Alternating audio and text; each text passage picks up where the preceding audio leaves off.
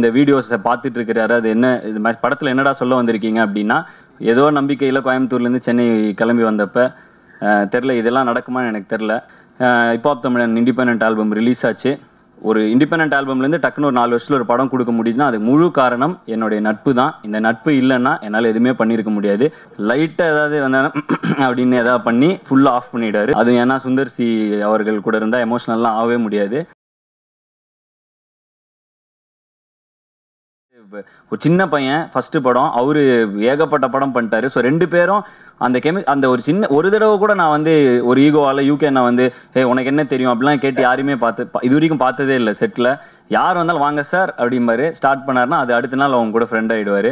So ரொம்ப ரொம்ப நன்றி யூகேண்ணா, நீங்கள் ஒரு பெரிய சப்போர்ட் இந்த படத்துக்கு. அது மட்டும் இல்லாமல் இந்த படத்தோட டெக்னீஷியன்ஸ், டிஐ, கலரிஸ்ட் எல்லாருமே புது டீம் தான். இது ஸ்ரீஜித், விஎஃப்எக்ஸ் வந்து சனத், ஸ்டில்ஸ் வந்து ராஜன், ரொம்ப வருஷமாக ஒரு ஒன் ஆஃப் த சீனியர் கை ஸ்டில்ஸில். எனக்கு வந்து இது ஒரு கமர்ஷியல் படம், மறுபடியும் ஒரு கொஞ்சம் இதாக நியூ ஏஜ் இல்லாமல் ஒரு எல்லாருக்கும் சேர்ந்து போகிற மாதிரி இருந்தால் ஒரு நிறைய சீனியர் டெக்னீஷியன்ஸ் தேவைப்பட்டாங்க. ஸோ அப்படி ஒரு வகையில் ஸ்டில்ஸ் ராஜன், போஸ்டர் டிசைன் சிந்து கிராஃபிக்ஸ் பவன், இந்த மாதிரி அதுக்கப்புறம் காஸ்டியூமர் ராஜேந்திரன் அவர்கள், பாலுன்னு வந்திருக்காரு, மேக்கப் செல்லதுரை, இவங்க எல்லாருக்குமே வந்து நன்றி. அதை விட முக்கியமாக அன்பு ராஜா, இந்த படத்தோட எக்ஸிக்யூட்டிவ் ப்ரொடியூசர். ஏகப்பட்ட பிரச்சனைகள் தொடர்ந்து ஏதாவது இது ஆகிட்டே இருக்கும். ஆனாலும் படம் வந்து நல்லா வரணும் அப்படின்னு அவர் என்ன ஆனாலும் எவ்வளோ நைட்டு ஒரு 3 மணி 4 மணி கூப்பிட்டாலும் திடீர்னு ஓடி வந்துடுவார். ஸோ அன்புனா உங்களுடைய சப்போர்ட்டுக்கு ரொம்ப ரொம்ப நன்றி. நாங்கள் நிறைய உங்களை இம்சப்படுத்தியிருக்கோம், நிறைய உங்களை தொந்தரவு பண்ணியிருக்கோம், சில பாசிபிளே இல்லாத விஷயங்கள்லாம் கேட்டிருக்கோம். ஸோ இந்த மாதிரி எது கேட்டாலும் அதை வந்து ஒரு மாதிரி முகம் சொல்லிக்காமல் அட்லீஸ்ட் எக்ஸ்பிளைனாவது பண்ணி ஏன் முடியாதுன்னா அதை எக்ஸ்பிளைன் பண்ணுவீங்க. ஸோ வந்துட்டு ரொம்ப நன்றி. ஏன்னா நாங்கள் வந்து இன்டர்நெட் க்ரௌடுங்கிறனால இந்த நெட்லலாம் நிறைய ஃபாரின் வீடியோஸ், நிறைய புது புது டெக்னாலஜிலாம் இருக்கும். அது இங்கே அந்த டெக்னாலஜிலாம் இப்போ டெஸ்ட்டில் தான் இருக்கும். ஸோ இது வேணும்ண்ணா எங்களுக்கு அப்படின்னு கேட்குறப்ப அவரும் அதை ட்ரை பண்ணுவார். தம்பி அது கடல்லே இல்லையா அப்படின்னு வந்து சொல்கிறப்ப அவர் ரொம்ப சோகமாக வந்து சொல்லுவார். ஸோ பரவாயில்ல அன்புனா, நீங்கள் கொடுத்த சப்போர்ட் வந்து ரொம்ப இதாக இருந்துச்சு. பட் நிறைய கட்ஸு எடிட்ஸ் இதெல்லாம் வந்து ரொம்ப வித்தியாசமாக பண்ணுறப்ப கொஞ்சம் நிறைய ரொம்ப அதுக்கான டெக்னாலஜி இல்லாட்டும் அதை வந்து சூப்பராக இதில் கொண்டு வந்து ஏதோ ட்ரை பண்ணியிருக்கோம்.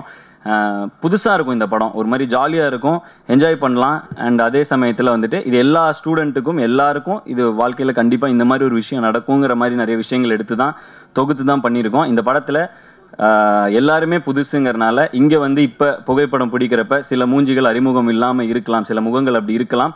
ஆனால் இந்த முகங்கள்லாம் இந்த படம் வந்து வெற்றி நடை போட்டுச்சுன்னா இந்த முகங்கள்லாம் அடுத்த ப்ரெஸ் மீட்டில் கண்டிப்பாக அவங்களுக்காகவே வந்து சிறிது இடம் ஒதுக்கப்படுங்கிற நம்பிக்கை எனக்கு இருக்குது. ஸோ நீங்கள் எல்லாரும் வந்து மிகப்பெரிய அளவில் வெற்றி பெறணும். இந்த படத்தில் இவங்க போக நிறைய பேர் ஒர்க் பண்ணியிருக்காங்க. எல்லாரையும் மேடை கூட முடியாது, ஏன்னா எல்லாம் இங்கே இருக்காங்க. ஸோ அட்லீஸ்ட் எல்லாரும் ஒரு சின்ன ஒரு நிமிஷமாவது மேடையில் வந்து இங்கே கூட நிற்கலாம் அப்படின்னு. ஏன்னா கிட்டத்தட்ட ப்ரெஸ் மீட் முடிஞ்சுது, நன்றி சொல்ல வேண்டியவங்களுக்குலாம் சொல்லியாச்சு. அண்டு இந்த படத்தில் நடிச்சிருக்க முக்கியமான கேரக்டர்ஸ் இவங்க எல்லாரையுமே ஆடிஷன் வச்சு இன்டர்நெட்டில் பிடிச்சோம். இந்த படத்தில் ஒரு முக்கியமான ரோல் பண்ணுற ஒரு கேரக்டர் வந்து குஹன். ஸ்டேஜ் வாங்க. இவர் வந்து நாங்கள் டக்கருக்கு ஆடிஷன் பண்ணப்போ அதில் நடிக்க வேண்டியது, அதில் மிஸ் ஆகிட்டாரு. பட் அந்த ஃபேஸும் அவரோட ஒரு விஷயமா எனக்கு ரொம்ப பிடிச்சிருந்தது. என்னைக்காவது யூஸ் பண்ணணும்னு நினச்சிட்டு இருந்தேன். அது இவ்வளோ சீக்கிரம் மீசை முறுக்கில் நடக்கும்னு எதிர்பார்க்கல. அடுத்து ஸ்மைல் சேட்டையிலேருந்து அன்புதாசன், இவர் வந்து ஒரு வீடியோ பண்ணியிருந்தாரு, ஜிம்முக்கு போன ஜெமினி கணேஷன், அது ஒரு வீடியோ. அதை பார்த்துட்டு எனக்கு ரொம்ப பிடிச்சிருச்சு. உடனே அன்பு வந்து கூப்பிட்டோம் ஆடிஷன், உடனே டக்குன்னு கூப்பிட்டோம். அடுத்து ஒரு 1 ஹவரில் வந்துட்டார். ஆடிஷன் பண்ணோம். உடனே அதுக்குன்னே செஞ்சு வச்சுருக்காங்கப்பா ஒன்று அப்படின்னு சொன்ன மாதிரி டக்குன்னு எடுத்து அந்த கேரக்டரில் காஸ்ட் பண்ணிட்டோம். அண்ட் இன்னொன்று நிறைய ரோல், கிட்டத்தட்ட என் தம்பி மாதிரி அனந்த் நிறைய படங்களை ட்ரை பண்ணிட்டே இருப்பானா, இல்லைனா நிறைய ட்ரை பண்ணுறேன்னா எல்லா படத்துலையும் சின்ன சின்ன ரோல் ஏதாவது பண்ணிட்டே இருப்பானா அப்படிமா. இப்போ தான் காலேஜ் முடிச்சிருக்கான், சின்ன பையன். பட் இருந்தாலும் நிறைய எதோ ட்ரை பண்ணுவான். நான் அவங்ககிட்ட தான் சொல்லுவேன், ஹார்ட் ஒர்க்கு கண்டிப்பாக உனக்கு ஆப்பர்ச்சுனிட்டி கிடைக்கும்டான்னு சொல்லிட்டு இருப்பேன்.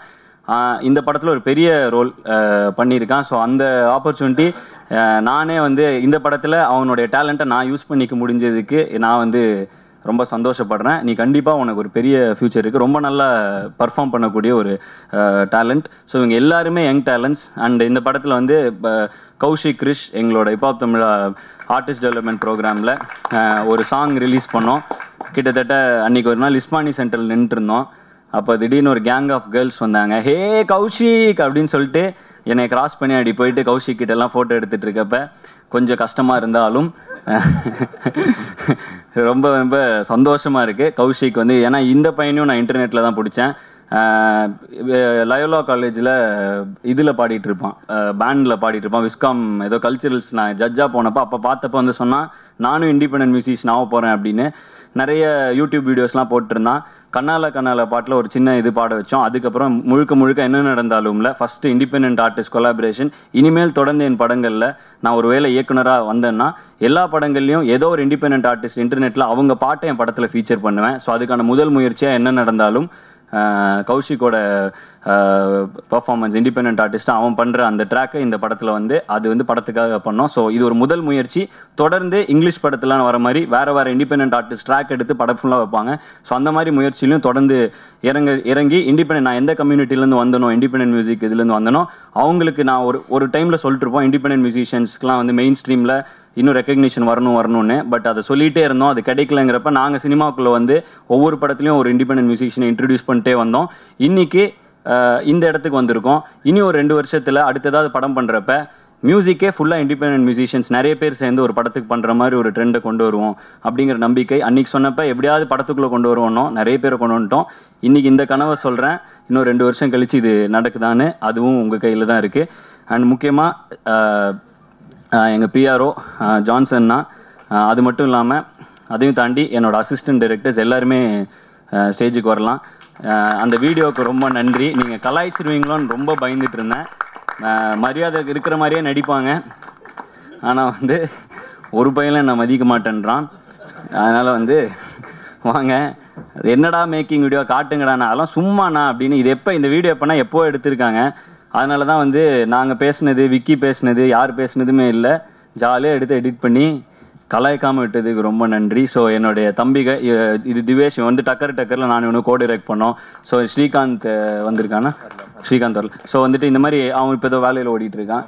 ஸோ எல்லாருமே வந்து என் கூட ஒரு 4-5 வருஷமாக கூடவே இருக்கவங்க. என்னோட எல்லா மியூசிக் வீடியோஸ்லையும் எல்லோரும் ஒர்க் பண்ணியிருக்காங்க. ஸோ கார்த்திக் பாஸ்கர், பரதன், அஸ்வின் சக்திவேல், இந்த என்ன நடந்தாலும் இந்த மாதிரி மீசை முறுக்கு டைட்டில் ட்ராக்கோட மியூசிக் வீடியோஸ்லாம் ப்ரோமோ வீடியோஸ் எல்லாமே டைரக்ட் பண்ணது அவன் தான். ஸோ இந்த படத்தோட ப்ரொமோஷனல் வீடியோவில் நான் டைரக்ட் பண்ணுறப்ப என்ன மாதிரி இன்னொரு யங்ஸ்டரும் ஏதோ ஒரு விஷயத்தை டைரக்ட் பண்ணணும்னு சொல்லி அந்த ப்ரோமோ வீடியோஸ்லாம் எடுத்து அஸ்வின் சக்திவேல்கிட்ட கொடுத்துட்டோம்.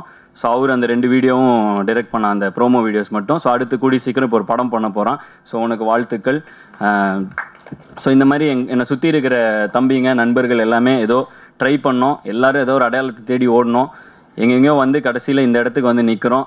அது அந்த முயற்சியோட ஒரு ப்ராடக்ட் தான் இந்த மீசை முறுக்கு. பல பேர் எங்கள் மேலே வச்சு அந்த நம்பிக்கை, நாங்கள் ஜெயிப்போம் எங்கள் மேலே நாங்கள் வச்ச நம்பிக்கை. 2 வருஷம் ஒரு 3 வருஷம் முன்னாடி ஏதோ நம்பிக்கையில் கோயம்புத்தூர்லேருந்து சென்னை கிளம்பி வந்தப்போ தெரில இதெல்லாம் நடக்குமான்னு எனக்கு தெரில. கரெக்டாக 2012 வந்தேன். 4 வருஷம் ஆயிடுச்சு நினைக்கிறேன். 2012 ஏதோ வந்தேன். ஹிப்ஹாப் தமிழன் இண்டிபெண்டன்ட் ஆல்பம் ரிலீஸ் ஆச்சு. அது இந்த ஒரு 4 வருஷத்தில் மீசை முறுக்குன்னு ஒரு படமே ரிலீஸ் ஆகுது. ஹிப்ஹாப் தமிழன் ஃபுல் அண்ட் ஃபுல் எங்களோட கான்செப்சுவலைசேஷன். இந்த படமும் முழுக்க எங்களுடைய கான்செப்சுவலைசேஷனுங்கிறப்ப ஒரு இண்டிபெண்டன்ட் ஆல்பம்லேருந்து டக்குன்னு ஒரு 4 வருஷத்தில் ஒரு படம் கொடுக்க முடியுதுன்னா அது முழு காரணம் என்னுடைய நட்பு தான். இந்த நட்பு இல்லைன்னா என்னால் எதுவுமே பண்ணியிருக்க முடியாது. ஸோ அதனால தான் படத்துலேயே முக்கியமாக வச்சேன், நட்பு இருக்குது நெஞ்ச நிமித்து அச்சம் எதுக்கு மச்சான் பட்டைய கிளப்புன்னு பாட்டில் வச்சது காரணமே இந்த நண்பர்கள் நம்பி தான். ஸோ இந்த ப்ரெஸ் மீட்டில் இருக்கிற இந்த வீடியோஸை பார்த்துட்டு இருக்கிறாரு, அது என்ன இது படத்தில் என்னடா சொல்ல வந்திருக்கீங்க அப்படின்னா, பாதி வெற்றி நம்ம நம்பிக்கையில், மீதி வெற்றி நம்ம நண்பர்கள் கையில் அப்படிங்கிறது தான் இந்த படத்தோட இதுவே. ஸோ நல்ல நண்பர்கள் எனக்கு கிடைச்சனால நல்ல முறையில் நான் இருக்கேன். ஸோ உங்கள் எல்லாருக்கும் என்னோட நன்றி. எமோஷ்னலான மொமெண்ட்டு, பட்டு அவ்வளோ எமோஷ்னலாக தெரியாதுங்கிறனால, அது ஏன்னா சுந்தர்சி அவர்கள் கூட இருந்தால் எமோஷ்னல்லாம் ஆகவே முடியாது. லைட்டாக ஏதாவது வந்தாலும் அப்படின்னு எதாவது பண்ணி ஃபுல்லாக ஆஃப் பண்ணிவிடாரு. ஸோ அதனால் வந்து ஏதாவது அவரை பற்றி பெருமையாக பேச ஏதாவது ட்ரை பண்ணாலும் அடாடாடா அடுத்த படமா ஐயோ அப்படிம்பாரு. ஸோ அவரை பற்றி நான் எதுவும் சொன்னால் கூட என்னை கலாய்ச்சிருவார். ஸோ அண்ணன் உங்களை வந்து எனக்கு வந்து நன்றி சொல்கிறதுக்கு எனக்கு வார்த்தை இல்லை. ரொம்ப நன்றி இந்த வாய்ப்புக்கு. இது நான் மட்டும் சொல்கிற நன்றி இல்லை, இங்கே மொத்த இளைஞர் பட்டாளம் எல்லாரும் ஏதோ ஒரு நம்பிக்கையில் ஓடி வந்தோம். ஸோ நாங்கள் எல்லாரும் எங்கள் உழைப்பை மீசை முறுக்கில் போட்டிருக்கோம். ஸோ அதுக்கு நன்றி, இந்த வாய்ப்பு அமைச்சு தந்ததுக்கு நன்றி. அண்ட் ஊடகத்துறை உங்களுக்கு கடைசியாக நன்றி சொல்லி இந்த ப்ரெஸ் மீட்டை நாங்கள் முடிச்சுக்கிறோம். என்ன நம்பிக்கைன்னு எனக்கு உண்மையிலே தெரில, பட்டு இன்னி வரைக்கும் தொடர்ந்து என்னை சப்போர்ட் பண்ணிட்டே இருக்கீங்க. ஏன் எதுக்கெல்லாம் எனக்கு சத்தியமாக தெரில. நான் வந்து இது வரைக்கும் மியூசிக் டைரக்டராக தான் வந்திருக்கேன். முதல் முறை என் படத்துக்கு ப்ரெஸ் மீட்டுக்கும் வரேன். என்னோட இறைவா அப்போ தான் ஃபஸ்ட்டு ப்ரெஸ் மீட் வச்சோம். அப்போ எங்களுக்கு சீஃப் கெஸ்ட்லாம் யாரும் கிடைக்கல. ஸோ யாரெல்லாம் தெரிஞ்சிருந்தாங்களோ, யாரோட ஃப்ரெண்டோட அப்பாலாம் யாராவது கான்டாக்ட் அந்த மாதிரி கூப்பிட்டு இறைவான ஒரு ப்ரெஸ் மீட்டு 2012 நடத்தினோம். ஸோ அப்போவும் அதே லவ், இன்றைக்கும் அதே அன்பு, அதே பாசம். ஸோ ஊடகம் இல்லைன்னா இன்றைக்கி நாங்கள் வெளி உலகத்துக்கு அடையாளம் காட்டப்படாமல் போயிருப்போம். ஸோ எங்களை அடையாளம் காட்டி இது மூலமாக இன்னும் நிறைய பேர் ஈவினிங்லேயே வரானுங்க, நம்மையே வர முடியாதுன்னு இன்றைக்கி நிறைய பேர் கிளம்பிட்டாங்க ஊர்லேருந்து. ஸோ அந்த மாதிரி பல பேருக்கு இந்த விஷயம் இந்த மாதிரி செய்ய முடியும் அப்படிங்கிறது நாங்கள் ஏதோ ட்ரை பண்ணாலும் அதை வெளி உலகத்துக்கு எடுத்துகிட்டு போய் சேர்த்தது நீங்கள் தான். இந்த படத்தையும் சேர்த்துவீங்கன்னு நம்புகிறோம். உங்கள் ஆதரவும் உங்கள் அன்பும் தேவை. தொடர்ந்து என்னை கை கொடுத்து தூக்கி கொண்டிருக்கும் என் ரசிகர்கள்னு சொல்ல முடியாது, ஏன்னா எந்த உதவியும் எதிர்பார்க்காம எந்த ரத்த சொந்தமும் இல்லாமல் எங்களை தொடர்ந்து தூக்கி விட்டு கொண்டிருக்கும் என் நண்பர்கள் அவங்கெல்லாம். ஸோ அவங்களுக்கும் என்னுடைய நன்றி. இந்த படம் இளைஞர்களுக்காக இளைஞர்கள் எல்லாம் சேர்ந்து ஜாலியாக பண்ண ஒரு படம். இது வெற்றி பெறும்னு நம்புகிறோம். அது உங்கள் கையிலையும் இருக்குது. எங்களோட வேலை முடிஞ்சுது. அடுத்து நீங்கள் எங்களுக்காக கண்டிப்பாக இந்த படத்தை கொண்டு போய் சேர்த்துவீங்க அப்படின்னு நம்புகிறோம். அனைவருக்கும் நன்றி, வணக்கம். ஆதி மேலே எனக்கு இருந்த அபிப்பிராயம் என்னன்னா, கிளப்ல மப்ல சாங்லாம் பார்த்துட்டு ஏதோ ஒரு பணக்கார வீட்டு பையன் கையில் காசு நிறையா வச்சுட்டு ஏதோ மியூசிக் ஆல்பம்லாம் பண்ணி ஒரு அரகண்டா ஆட்டிடியூடான பையங்கிறதா எனக்கு இருந்த ஒரு இமேஜ். சின்ன பையனுக்கு என்ன வாழ்க்கை வரல இருக்குன்னு கேட்கலாம். அவர் பட்ட கஷ்டமும் நிறைய இருக்கு. நான் ஆம்பளை ஆடியோ ஃபங்க்ஷன்லேயே இதே இடத்துல தான் நான் சொன்னேன், ஆதியை நான் ஹீரோவாக லான்ச் பண்ணுவேன் அப்படின்ட்டு. ஏன்னா என்னை பொறுத்தவரை பார்த்தீங்கன்னா, நான் சம்பாரிச்ச மிகப்பெரிய சொத்து நான் நினைக்கிறது என்னோட அந்த பேனர் நேம் தான். அவனிங்கிற பேனர் தான் எனக்கு ஒரு மிகப்பெரிய